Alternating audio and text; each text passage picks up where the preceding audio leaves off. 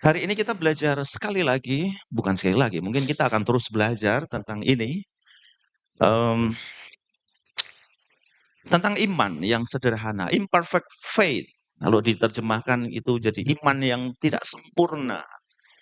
Kadang-kadang banyak kita diajar bahwa kita harus beriman dengan sangat besar, sangat kuat, imanmu harus kuat, imanmu harus besar. Kadang-kadang sampai kita nggak sanggup kita beriman yang seperti yang diajarkan seperti itu. Saya bertahun-tahun diajarkan seperti itu dan yang terjadi apa? Pada saat ada KKR kesembuhan dan tidak terjadi sesuatu, maka yang disalahkan siapa? Kita, iman kita nggak kuat. Kamu sih imannya nggak kuat, makanya nggak terjadi apa-apa. Itu sering sekali kita dengar, betul?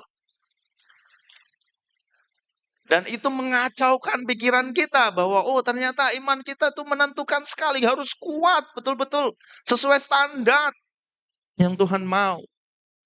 Kita mau belajar iman yang seperti apa yang kita mau kerjakan.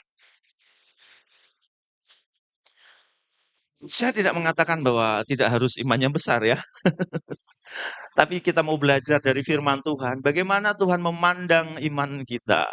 Itu yang paling penting. Matius 17 ayat 20. Imperfect faith. Ya.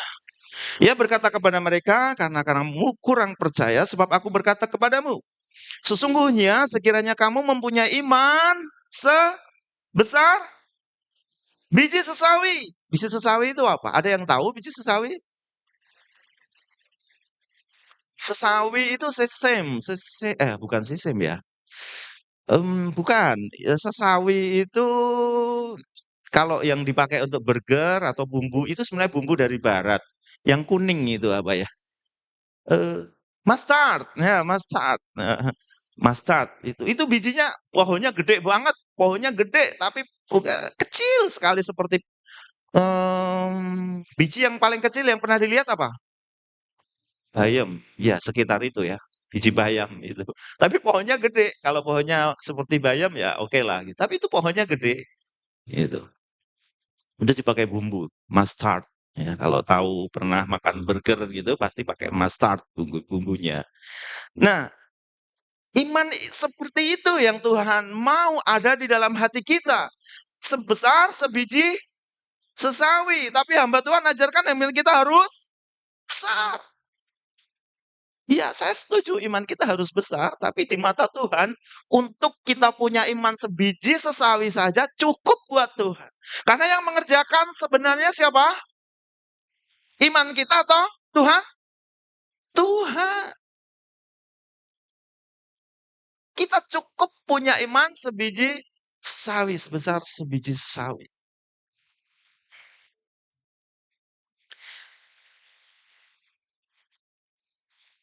Sekiranya kamu mempunyai iman sebesar biji sesawi saja, kamu dapat berkata kepada gunung ini, pindah dari tempat ini ke sana. Maka gunung ini akan pindah. Tak akan ada yang mustahil bagimu. Jadi sebenarnya cukup kecil. Iman kita itu cukup kecil saja. Dan Tuhan mengerjakan dengan luar biasa. Nah, kita sudah berkali-kali saya harap hafal apa itu definisi iman. Bapak Ibu ada yang hafal? Dapat door prize? Ayo.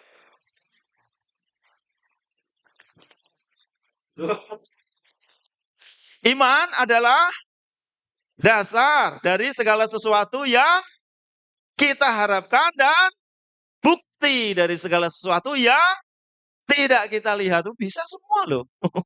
Suruh maju kok nggak apa, suruh jawab kok nggak berani. Ya, iman adalah dasar. Sekali lagi iman adalah dasar. Dasar itu kelihatan nggak? Kalau kita bangun sesuatu, dasarnya itu adalah pondasi. Kelihatan nggak pondasinya? Nggak kelihatan. Bangunannya boleh megah, bangunannya boleh bagus, tetapi yang namanya dasar nggak pernah kelihatan. Padahal itu yang menentukan. Kalau kita lihat bangunan tinggi, dasarnya berarti harus dalam. Gitu kan? Dan itu nggak kelihatan. Orang-orang akan mengagumi, oh bangunannya bagus, tinggi, dan seterusnya. Eksteriornya luar biasa, tapi nggak pernah lihat, wow bangunannya bagus ya. Pondasinya bagus ya. Gede, nggak pernah ada yang komen begitu ya. Nah, iman itu dasar, nggak kelihatan. Nggak perlu terlihat untuk kita punya iman. Ya. Sekali lagi, iman adalah dasar atau pondasi segala sesuatu. Kita juga belajar ya, beberapa waktu yang lalu saya lihat catatan khotbah saya ini, saya khotbahkan 2019, tapi saya mau ulang lagi sekilas dan saya tambahkan sesuatu supaya kita semakin dalam lagi, semakin paham lagi. Ya, kelamaan kalau 2019 dan sekarang saya khotbahkan lagi ya. Tapi oke, kita harus senantiasa belajar. Firman Tuhan harus kita cerna terus, firman yang sama sampai menjadi satu rema. Setuju Bapak Ibu?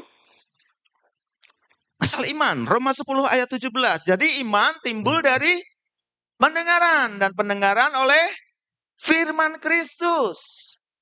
Iman timbul dari pendengaran.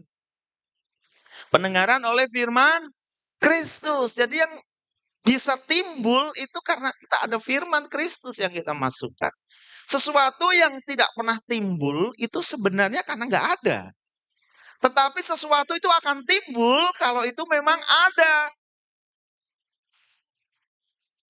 Timbul, ya, muncul. Ya kan? Bukan dikatakan iman meledak atau iman tiba-tiba. Enggak. Iman itu timbul dari pendengaran. Timbul dari pendengaran. Ada imannya lalu timbul karena suatu pendengaran.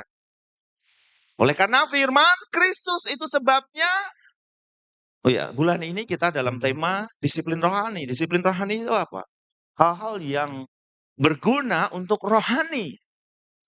Kalau disiplin jasmani apa? Istirahat, makan, olahraga gitu kan. Kalau disiplin rohani, firman Tuhan, baca firman Tuhan, berdoa, kontemplasi. Ya, kontemplasi. Renungkan firman Tuhan. Lalu kita membagikan firman Tuhan. Itu namanya disiplin rohani.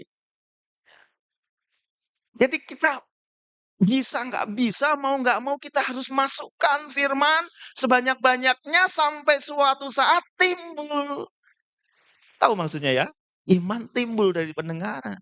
Bukan kita nggak pernah dengar apa-apa, nggak pernah mendapatkan sesuatu apa-apa, tidak pernah memasukkan sesuatu apa-apa dalam hati kita, lalu tiba-tiba timbul.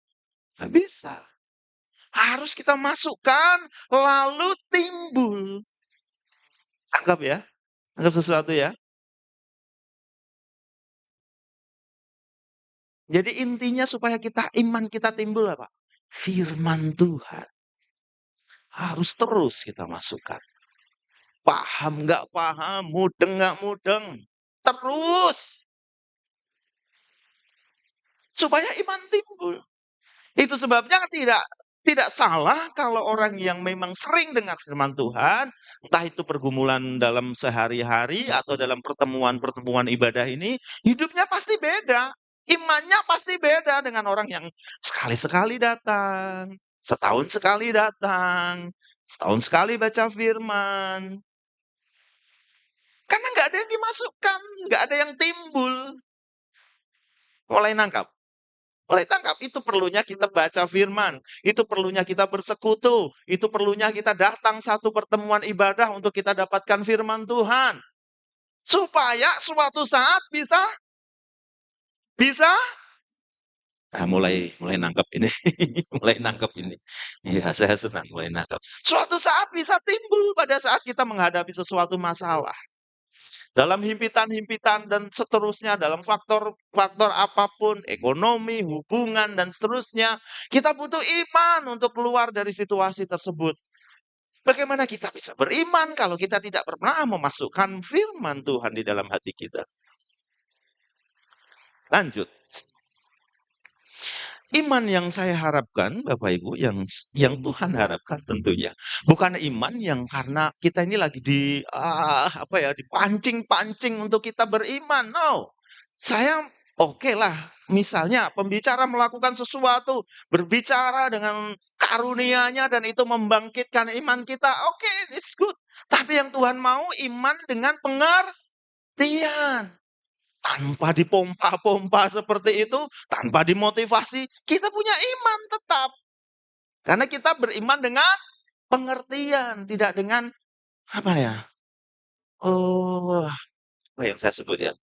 Pancingan-pancingan, motivasi-motivasi. Saya nggak mengatakan bahwa itu nggak penting ya, tetapi jauh lebih penting kita itu bisa punya iman karena memang dasarnya kita senang sekali terhadap firman Tuhan. Sehingga iman itu bukan karena dipancing-pancing, bukan karena musiknya dibikin, wah lalu kita punya iman, bukan pembicaranya yang wah salto-salto gitu lalu kita jadi punya iman, oh enggak yang kayak gitu. Tapi kita tanpa apapun karena kita sudah banyak masukan firman Tuhan, maka yang terjadi adalah iman itu senantiasa timbul setiap saat pada saat kita butuhkan. Setuju Bapak Ibu? Tangkap sesuatu? Ya. Ada banyak sebenarnya iman di dalam Alkitab ya. Kalau kita terjemahkan bisa beda-beda, iman tentang keselamatan, iman tentang kesembuhan, macam-macam. Tapi kita bicara yang umum dulu lah, iman secara umum ya. Nah, dikatakan di Lukas 18 ayat 8. Aku berkata kepadamu, ia akan segera membenarkan mereka. Akan tetapi jika anak manusia itu datang, adakah ia mendapati iman di bumi? Yang Tuhan cari iman. Enggak ditulis, adakah karunia di bumi? Tapi yang dicari, adakah iman? Mencari, Tuhan cari iman kita. Iman kita, Tuhan cari. Berikutnya, iman adalah alat tukar atau currency dalam kerajaan Allah. Alat tukarnya adalah iman. Currency-nya adalah iman. Kalau kita berdagang, kita bayar bisa pakai kalau lokal rupiah, kalau transaksi internasional biasanya US dollar, itu currency, alat tukarnya. Tetapi dengan kerajaan Allah, alat tukarnya adalah iman. Kita bisa dapatkan kesembuhan karena iman. Kalau kita nggak punya iman, gimana? Tuhan nggak paksa kita sembuh. Ya kan? Iman yang biji sesawi tadi. Kalau kita nggak punya iman untuk masalah kita terselesaikan, ya gimana? Disitulah ada namanya kehendak bebas. Tuhan maklum, silahkan. Mau dapat masalahmu selesai juga silahkan, enggak juga enggak apa-apa buat Tuhan. Ya. Nah, kita perlu yang namanya alat tukar. Yang kita namakan tadi apa? Iman, currency. Apa sih yang kita bisa dapatkan, yang dihasilkan dari iman? Ada banyak, enggak semuanya saya tulis, hanya contoh aja. Pertama apa? Pengampunan dosa. Kan? Kita nggak ngerti kan, kita sudah diampuni atau enggak? Nggak ngerti, secara physically kita nggak ngerti, secara logika kita nggak ngerti. Yang kita bisa ngerti adalah secara iman, kita sudah diampuni dosa kita. Kan kita nggak tahu kan, ukurannya dosa kayak apa di mata Tuhan. Apakah level 1 sampai 10, lalu kita punya level 9 atau 8 atau 7, kita nggak ngerti. Ya kita hanya cukup punya iman bahwa kita sudah diampuni, karena firman Tuhan berkata begitu. Ketika Yesus melihat iman mereka, berkatalah, "Hai saudara, dosamu sudah diampuni." Lukas 5 ayat 20. Lalu keselamatan yang sering sekali kita baca dan sekarang kita dengarkan di tempat ini. Sebab karena kasih karunia kamu diselamatkan oleh iman. Itu bukan hasil usahamu, tetapi pemberian Allah. Tetapi iman juga itu pemberian Allah. Nah, ini sebelum kita baca tokoh-tokoh yang lain, saya mulai dari Daud. Kisah Rasul 13 ayat 22. Setelah Saul disingkirkan, Allah mengangkat Daud menjadi raja mereka. Tentang Daud, Allah telah menyatakan, Aku telah mendapat Daud bin Isai, seorang yang berkenan di hatiku dan yang melakukan segala kehendakku. Kita nggak protes nih dengan ayat ini. Protes nggak? Daud membunuh loh. Pembunuhan berencana lagi. Sampai Daud dipilih, apa sih yang dikerjakan Daud? Gembala 2, 3 ekor domba. Itu cukup alasan Allah, alasan Tuhan untuk memilih Daud. Dia berkenan. Ya, kesayangan. Dikatakan di ayat yang lain, Daud kesayangan. Cuman gembala 2, 3 domba. Sepanjang hidupnya dia bukan orang yang senantiasa benar melakukan kehendak Tuhan. Dia menjadi pembunuh berencana. Tapi di mata Tuhan, 2, 3 ekor domba itu cukup membuat Tuhan punya alasan. Dia berkenan. Kita akan belajar terus. Nanti Bapak Ibu akan paham. Tampilkan dari Ibrani 10 ayat 1 sampai 40, satu-satu per ayat. Iman adalah dasar dari segala sesuatu yang kita harapkan dan bukti dari segala sesuatu yang tidak kita lihat. Yang kedua, sebab oleh imanlah telah diberikan kesaksian kepada nenek moyang kita. Karena iman kita mengerti bahwa alam semesta telah dijadikan oleh firman Tuhan. Ada satu kuasa yang luar biasa dari firman Tuhan. Itu sebabnya connect dengan tadi bahwa iman timbul dari pendengaran oleh firman Kristus. Karena firman itu berkuasa menciptakan. Cukup berkata Tuhan untuk menciptakan dunia ini. Cukup berfirman. Iya kan? Kita tahu segala sesuatu diciptakan hanya karena perkataan Tuhan. Perkataan Tuhan itu mengandung kuasa menciptakan. Tidak sekedar membereskan, tapi menciptakan. Ini yang kita jawabannya Bu Tanti kemarin. Karena iman Habel telah mempersembahkan kepada Allah korban yang lebih baik dari korban Kain. Dengan jalan itu ia memperoleh kesaksian kepadanya bahwa ia benar. Cuman persembahan. Sudah dikatakan dia benar. Karena Allah berkenan akan persembahannya itu dan karena iman ia masih berbicara sesudah ia mati. Maksudnya apa? Iman kita itu bekerja, gak pernah selesai. Mungkin orang tua kita, mungkin nenek moyang kita punya satu iman. Oh, anak cucuku tidak akan pernah hidupnya susah. Anak cucuku akan disukai banyak orang. Anak cucuku akan diberkati. Dan itu akan terus terjadi. Sekalipun mereka sudah tidak ada lagi gitu maksudnya. Hanya berbicara pada saat dia sudah mati. Ya. Jadi kita harus berani beriman. Ya. Anggap sesuatu Bapak Ibu. Anggap sesuatu. Karena iman, Henok terangkat supaya ia tidak mengalami kematian dan ia tidak ditemukan. Karena Allah telah mengangkatnya, sebab sebelum ia terangkat, ia memperoleh kesaksian bahwa ia berkenan kepada Allah. Tetapi tanpa iman tidak mungkin orang berkenan kepada Allah. Sebab barang siapa berpaling kepada Allah, ia harus percaya bahwa Allah ada dan bahwa Allah telah memberi upah kepada orang yang sungguh-sungguh mencari Dia. Henok ini ngapain sih? Henok ngapain, Mas? Enggak ngapa-ngapain tuh. Tapi dikatakan orang yang berkenan. Ada jawabannya. Tadi di mana? Jawabannya di Kejadian 5 ayat 22. Kenapa? Dan Henok hidup bergaul dengan Allah selama 300 tahun lagi setelah ia memperanakkan Metusalah dan ia memperanakkan anak laki-laki dan perempuan. Dia memperanakkan anak-anak dan seterusnya sama seperti orang lain. Dia melakukan aktivitas sehari-hari, bekerja, bertani dan seterusnya, mungkin memelihara ternak dan dia beranak cucu dan seterusnya. Hanya yang membedakan Henok dengan orang lain apa Bapak Ibu? Henok bergaul.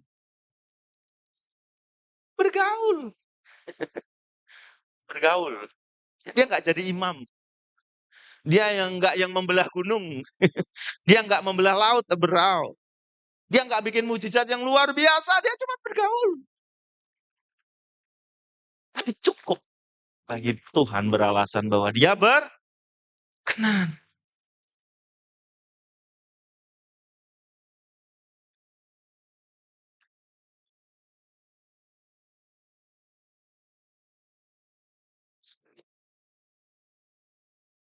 Karena Henok, iman Henok terangkat.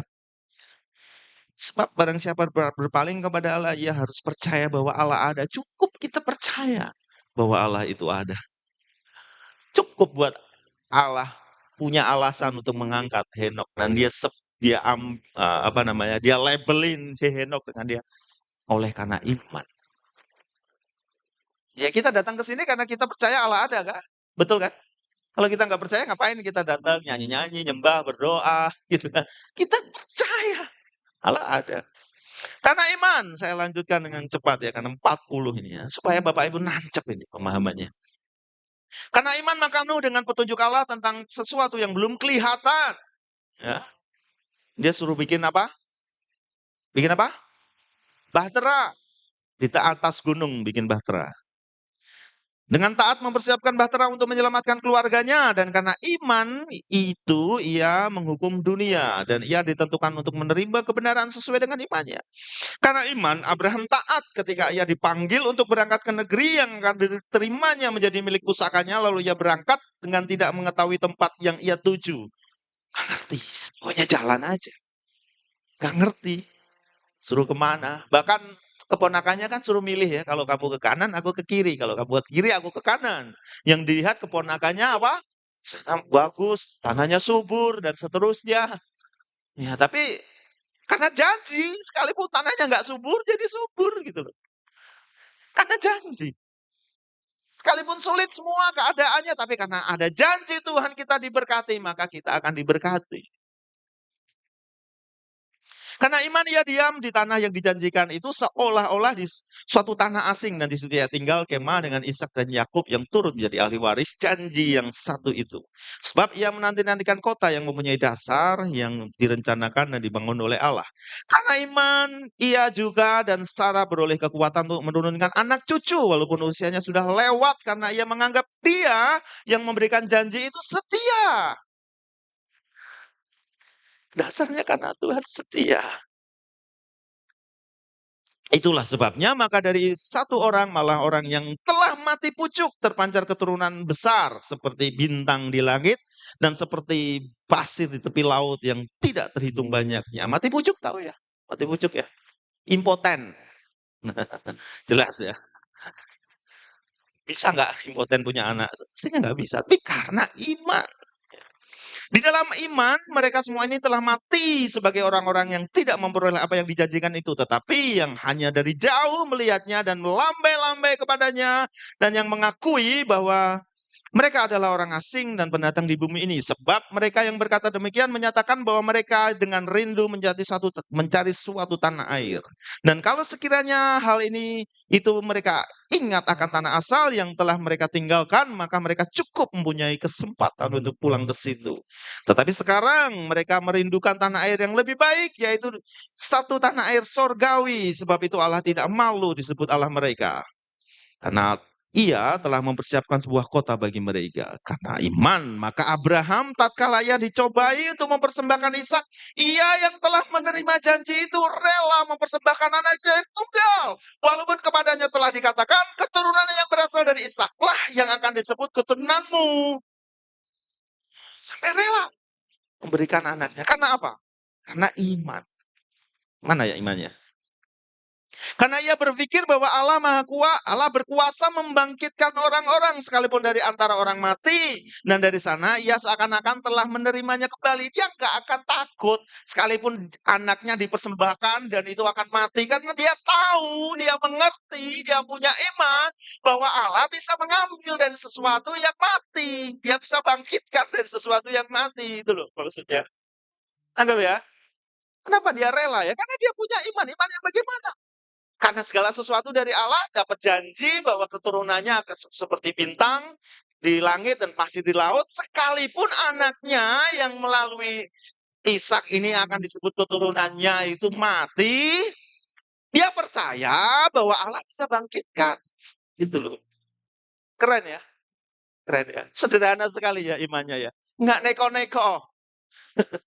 Ya udah kasih aja. Toh Allah bisa bangkitkan dari orang yang mati gitu. Karena iman, maka Ishak sambil memandang jauh ke depan memberikan berkatnya kepada Yakub dan Esau. Sama, Ishak tahu bahwa segala sesuatu adalah janji Tuhan. Karena iman, maka Yusuf menjelang matinya memberitakan tentang keluarnya orang-orang Israel dan memberi pesan tentang tulang-tulangnya. Karena iman, maka Musa setelah ia lahir disembunyikan selama 3 bulan oleh orang tuanya karena mereka melihat bahwa anak itu elok rupanya dan mereka tidak takut akan perintah raja. Karena iman. Karena iman. Karena iman, maka Musa setelah dewasa menolak disebut sebagai putri Firaun karena ia lebih suka menderita sengsara dengan umat Allah daripada untuk sementara menikmati kesenangan dari dosa. Ia menganggap penghinaan karena Kristus sebagai kekayaan yang lebih besar daripada semua harta Mesir sebab pandangannya ia arahkan kepada upah. Karena iman maka ia telah meninggalkan Mesir dengan tidak takut dan murka raja. Akan murka raja ia bertahan sama seperti ia melihat apa yang tidak kelihatan. Musa punya iman yang luar biasa dan banyak hal dikerjakan. Belah laut, bawa pasukan, bawa orang Israel 2 juta orang ke padang gurun dan dahsyat. Bahkan mulai dari masa bayinya, oleh karena iman kakaknya dibawa ke laut, sungai ya, sungai Nil. Sungainya besar, sungai Nil itu besar. Jadi kalau kita lepaskan sesuatu di sana kemungkinannya hilang. Karena gede, luas, lebar sungainya itu. Iya. Tapi karena iman, bayi itu ditemukan oleh putri Firaun. Karena iman maka ia mengadakan Paskah dan percikan darah supaya pembinasa anak-anak sulung jangan menyentuh mereka. Karena iman mereka telah melintasi Laut Merah sama seperti melintasi tanah kering, sedangkan orang-orang Mesir gelap ketika mereka mencobanya juga. Karena iman maka runtuhlah tembok Yeriko setelah kota itu dikelilingi 7 hari lamanya. Apa sih hebatnya mengelilingi? Cuman muter-muter 7 kali. Lalu hari yang ke-7, 7 kali. 14 kali ya berarti ya. Betul Mas, 14 kali. Muter-muter aja. Kenapa kok cuman suruh muter-muter aja? Ada yang tahu? Pernah saya kasih kuis ya kalau nggak salah. Pernah nggak punya pikiran, kenapa sih kok cuman suruh muterin Jericho dan tembok runtuh? Ada yang bisa? Pak Sengon biasanya ingat. Lupa Pak, ada yang ingat? Apa? Ah, ya istrinya ya jadi ingat ya. Karena dia bergaul dengan saya. Bangsa Israel nggak punya pengalaman perang, betul? Nggak bisa pegang senjata. Suruh perang gimana? Nggak bisa. Dia cuma kerjaannya apa? 40 tahun.